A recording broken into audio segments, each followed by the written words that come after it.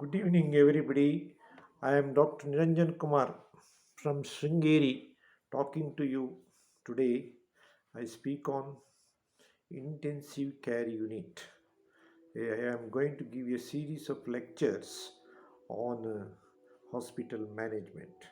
To introduce myself, I am Dr. Niranjan Kumar, a private practitioner at Sringeri and a visiting anesthesiologist of Sringeri Sharda Peetham's Sharda Dhanvantari Charitable Hospital.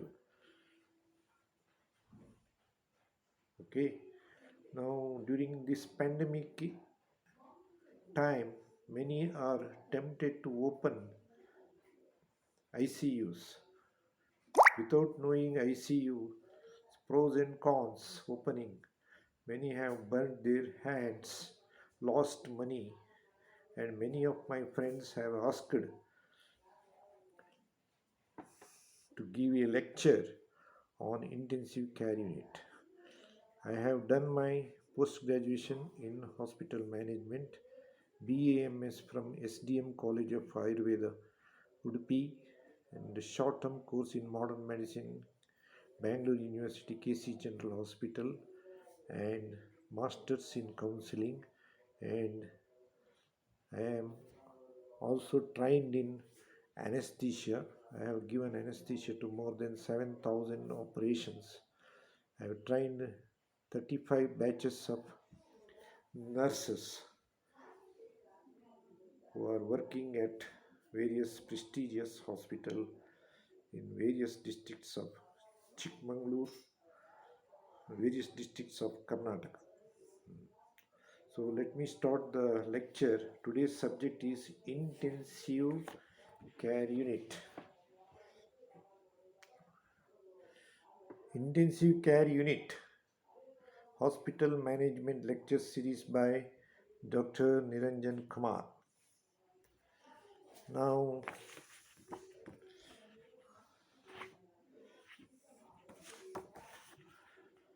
what is an ICU? An ICU is a specific area of hospital where sophisticated monitoring, titrated life support, specific therapy, specialized nursing can best be provided for potentially salvageable critically ill patients with life threatening illness and injury. It is a place, not a form of treatment.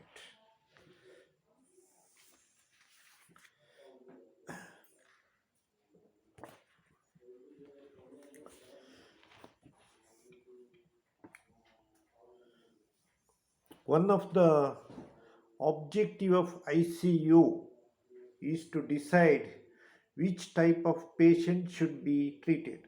The selection of the patient appropriate for intensive care unit depends on medical and organizational factors, but also on financial, legal, ethical, moral, and social values.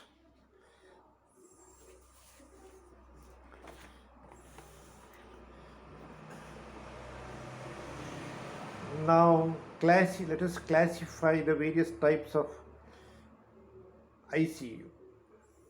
Patients, sorry, for simple classification. Patients expected to survive, patients potentially recoverable, a good chance to recovery, patients having uncertain prognosis.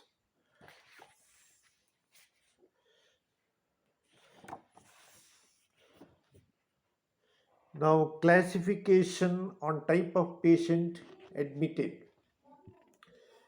ICTU, Intensive Care and Therapy Unit, CICU, Coronary Intensive Care Unit,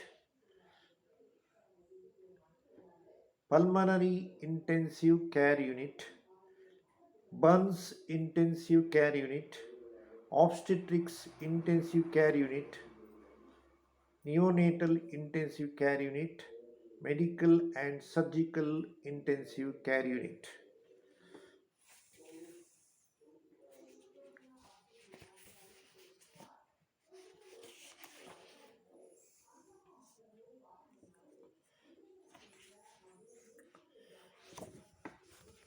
Now, depend another classification is there, that is closed units. Closed units means the directors or associates are responsible for all admissions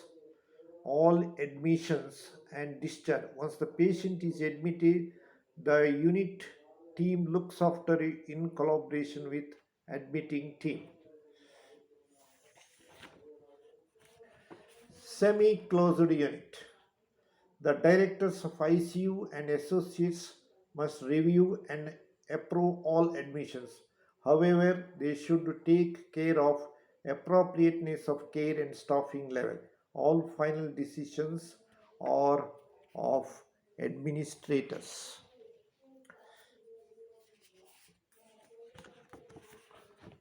Staff requirements. This is a very important thing. ICU must have a director or in charge of ICU. Usually it is anesthesiologist with variable amount of clinical autonomy.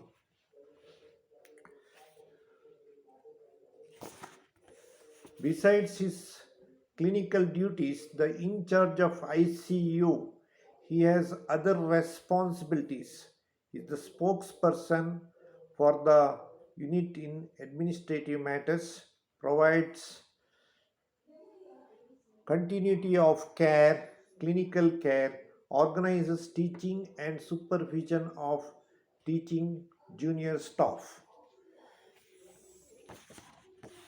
He is also responsible for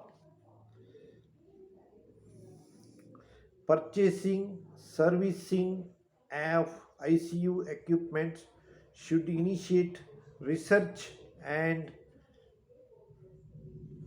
be recognized as an authority, should review all treatment regimen and with staff. Senior registrar.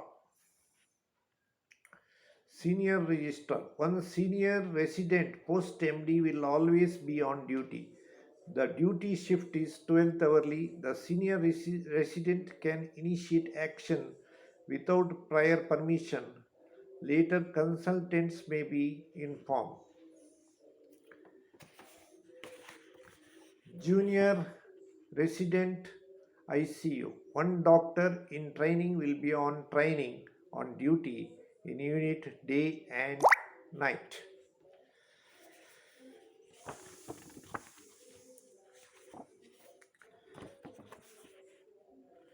Nursing staff. Continuous skilled medical and nursing care is essential. It can be provided only on the basis of one nurse to one patient at all times together with in charge nurses.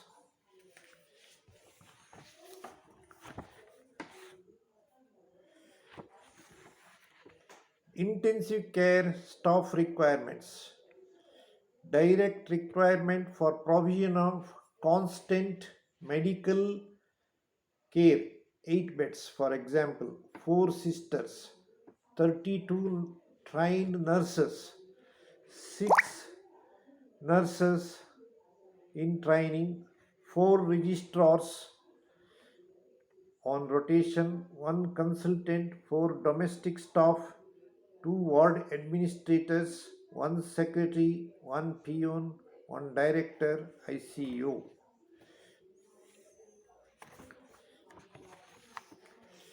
Indirect requirement on 24-hour call, physiotherapist, radiographers, biochemistry technician, blood bank technician, bacteriological technician, engineers, plumbers be together with optimum medical and surgical specialists.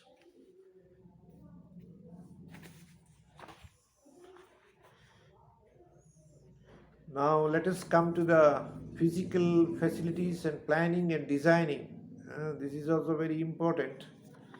The ICU requires special space and equipment consideration for effective Staff function. The important problem ICU is unpredictability and of demand and occupancy.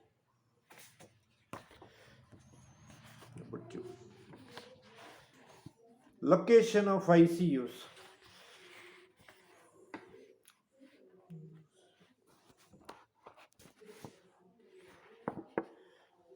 ICUs should be located close to operation theaters, recovery rooms.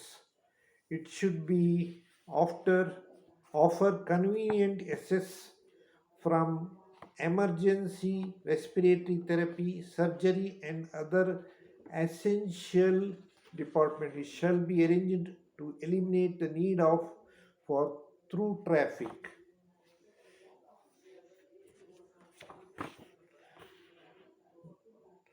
The movement areas should be large and freely accessible.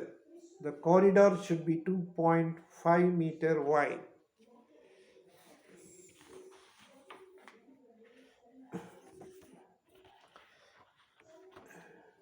In the levels of provision, in UK, one ICU bed for 100 beds. In USA, 4 ICU beds for 100 beds. In Germany, 5% of total number of beds for ICU. ICU occupancy less than 75% or 200 cases annually. ICU less than 4 beds uneconomical. Many have the tendency to put one or two beds, call it as ICU, but ICU less than 4 beds uneconomical. There is an over average overall spatial need of 50 meters square for per bed.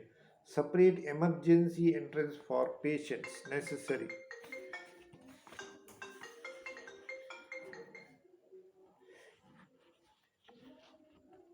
If it is a new construction, each patient space should have a minimum of 15 square feet of clear floor area, exclusive of anteroom, vestibule, toilet rooms, lockers. It should communicate with nursing station. There must be 8 feet between beds. There should be at least one outside window in each patient's bed area. Nursing calling system. There should be two-way calling system to communicate outside and inside.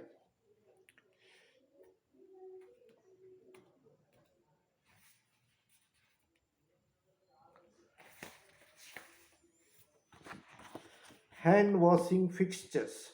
These must be located nearing nursing station and patient's bed areas. There should be one hand washing fixture for every 3 beds. Should be located at the entrance. No splashing of water onto the floor. The patient services.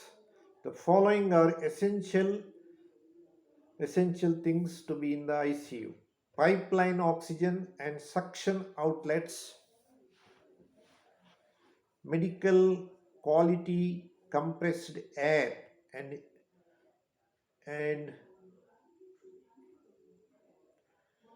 oxygen. 12 electrical sockets should be there. Outlets for transmission of biological data to central nursing station. Medical gases and suction devices, mobile partition and bed dividers. Nursing station. This area must have a space for counters, storage, and may include centers for reception and communication. The patients in ICU needs to be visually observed at all times. Patients must be able to see nurses. Lighting.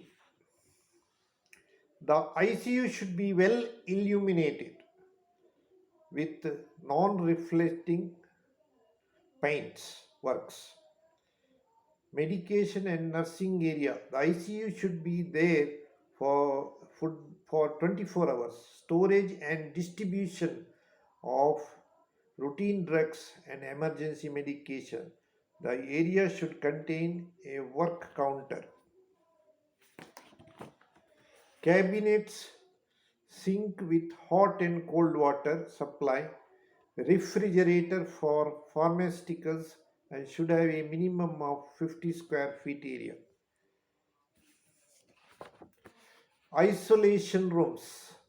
These must have minimum 14 square meter area plus space for ante room, minimum 20 square feet to accommodate washing, gowning and storage.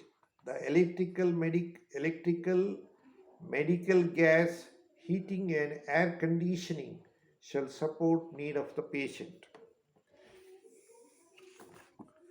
Following additional services, space should also be available for available with ICU. Securable cabinet compartment for personal, clean supply room if it is used for preparing patient care items. It must have work counter, hand washing fixture, storage facility.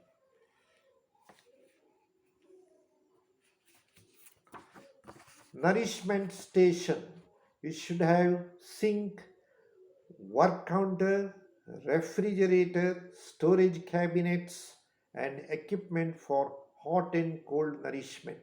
An X-ray viewing facility, equipment storage room shall be provided for storage of large items. 24 hours laboratory, radiology, pharmacy services should be available. The following should be provided and may be located outside ICU if conveniently accessible. Visitors waiting room with convenient access to telephones and toilets. Staff lounges,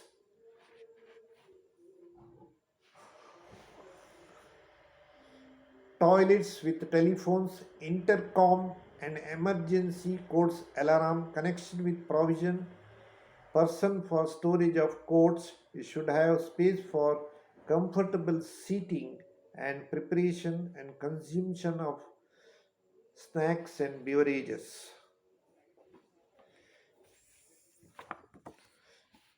Clean line storage. Soiled workroom, holding rooms. These must be separate from clean workroom and should have separate access door, clinical sink, lavatory for both cold and hot mixing formulas.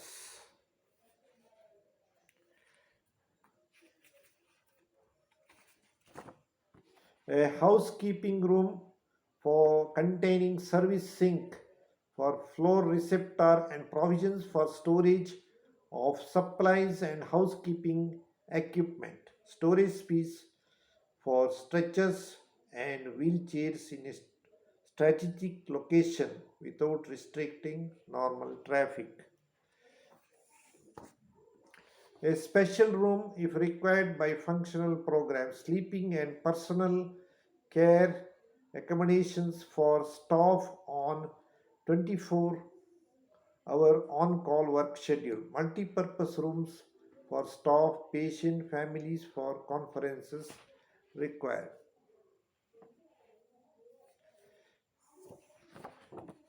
Intensive coronary care unit. The coronary patients have special needs. They are fully aware of their surroundings but still requires immediate and intensive care. Each patient must have separate room for acoustic and visual privacy. Each patient must have a separate room for acoustic and visual privacy. Each person have access to a toilet room, portable commodes if used. The provision must be made for their storage, servicing, and order control. Each unit must have equipment for continuous monitoring with visual display at patient's bedside and nurse station. Monitors should be located for permitting easy viewing. Pediatric intensive care unit.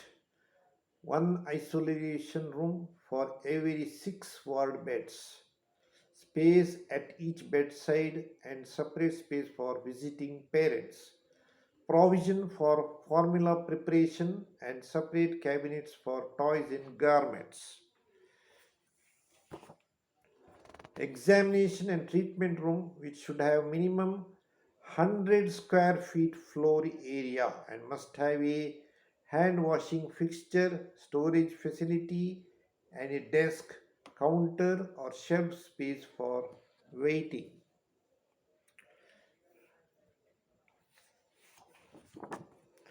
Equipment requirement. Monitoring equipment. It is essential to have equipment for continuous monitoring of heart rate, blood pressure, temperature, etc.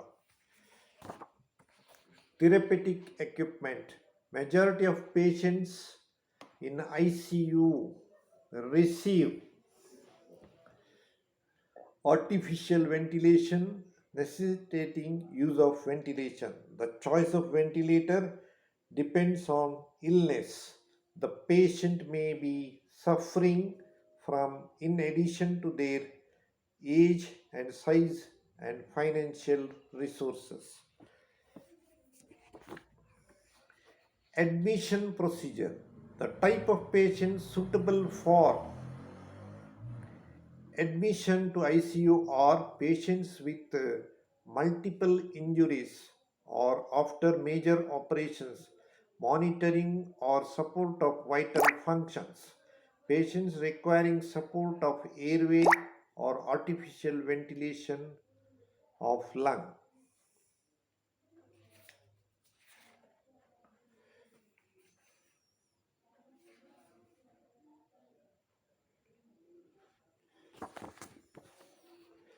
Patients requiring cardiac support and those who want to be treated for hemorrhagic shock should also be treated in ICUs.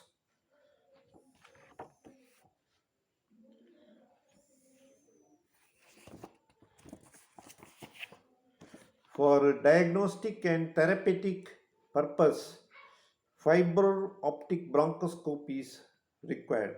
Hemodialysis, hemofiltration, plasmapheresis, hemoperfusion, which is used in ICU, require skilled staff and support service for safe application.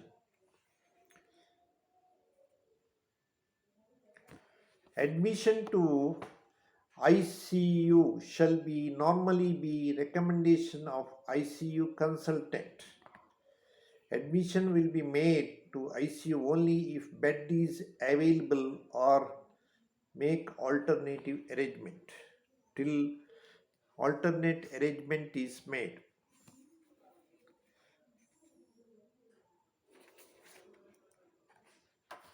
The treatment instituted to patient is written by senior resident posted in ICU.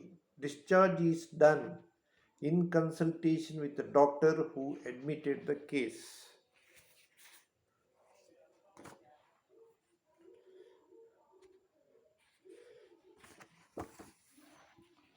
Liaison with parent unit is always essential for continuity of care. Once the patient is are admitted to the ICU, the following policy recommended. Patients admitted to ICU will remain the clinical responsibility of the consultant or unit under whom they are admitted. No patients are directly admitted to ICU. However, patients coming directly from casualty transfer from other are first shown admitted under special rooms.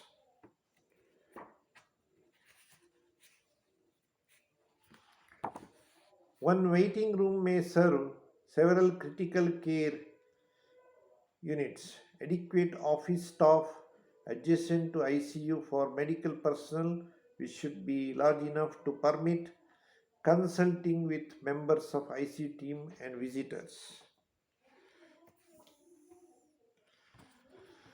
Quality assessment and improvement in ICU. This is very important thing. Every unit must develop plan for monitoring and evaluation. The patient's perception of quality is in terms of convenience, a caring staff, availability of services without undue weight, and how he feels at the end. The administrators may consider cost and length of the patient stay as primary factors in assessing the procedure's quality.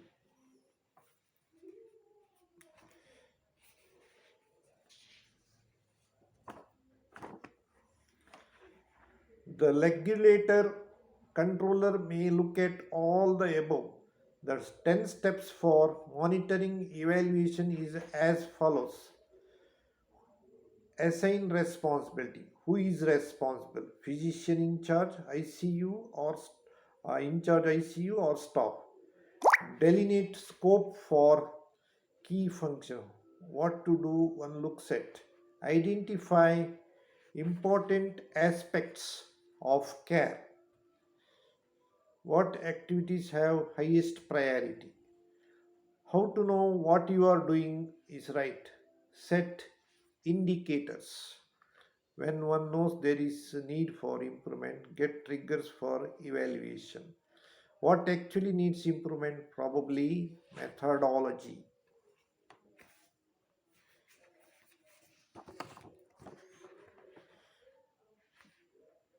The monitoring and evaluation depends on the aspects of care being provided in the ICU. The indicators and triggers to evaluate each procedure is developed. The different aspects of care provided in ICU include mortality, morbidity, appropriateness of admission, medication errors, timeliness of discharge, assessment of physician response time, performance of tracheostomy care, management of ventilator support, performance of hazardous procedures, monitoring effects of medication ordered and administered, assessment of standard orders compared with actual practice,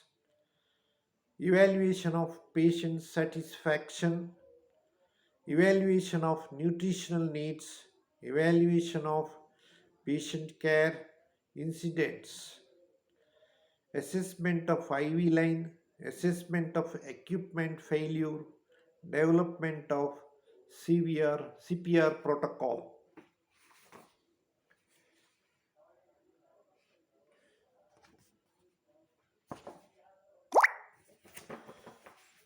Thank you.